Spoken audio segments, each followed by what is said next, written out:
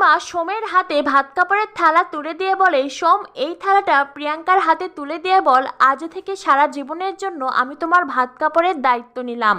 সোম তখন থালার দিকে তাকিয়ে মিটিমিটি করে হাসতে হাসতে মনে মনে ভাবতে থাকে, আজ থেকে আমি তোমার আরবপতি বাবার সব সম্পত্তির দায়িত্ব নিলাম সোনা। এরপরেই সোম প্রিয়াঙ্কার হাতে ভাত কাপড়ের থালা তুলে দিয়ে বলে, আজ থেকে আমি সারা জীবনের জন্য তোমার ভাত কাপড়ের দায়িত্ব নিলাম সোনা।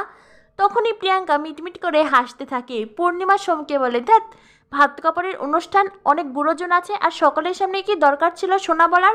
সোমের এমন নির্লজ্জ আচরণ দেখে ঠাম্মি পিসি ঠাম্মি মিটমিট করে হাসতে থাকেন। তখন মহারাজা সেখানে উপস্থিত। সোম প্রিয়াঙ্কার ভাত কাপড়ের অনুষ্ঠান দেখার পরে মহারাজেরও নিজের ভাত কাপড়ের কথা মনে পড়ে যায়। মহারাজা তখন পূজার কাছে চলে যায়। এদিকে দেখা যায় পূর্ণিমা প্রিয়াঙ্কাকে বলে, নাও প্রিয়াঙ্কা, এইবার তুমি খেতে শুরু করো।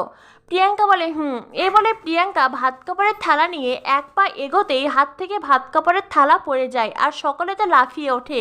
পূর্ণিমা বলে, প্রিয়াঙ্কা তুমি এটা কি করলে? তখনই ঠাম্মি বলেন, সত্যিই বাবা, এই মেয়েটা দেখছি আসলে একটা অলক্ষী, ঠিক মতন ভাত কাপড়ের থালাও ধরতে পারে না। পিসি ঠাম্মি বলেন, এমন বিয়ে আমি বাপের জন্মেও দেখিনি। পূর্ণিমা বলে, সত্যি প্রিয়াঙ্কা, তোমার একটু সাবধানে থালাটা ধরা উচিত ছিল। তখনই সোম বলে, উফ মা, দেখছো সবাই সোনার সঙ্গে এমন আচরণ করছে, তুমিও কেন এমন করে বলছো? ও কি ইচ্ছে করে ফেলেছে নাকি? এত বড় একটা থালা হয়তো সামলাতে পারেনি। তখন এই প্রিয়াঙ্কার মা বলে, একটু সাবধানে ধো।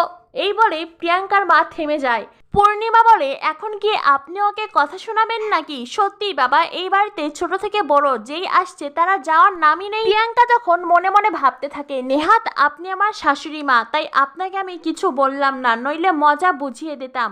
একটা ছোট্ট মেয়ের সঙ্গে খারাপ ব্যবহার করতেও ছাড়েন না আপনি, এতটা ছোট মন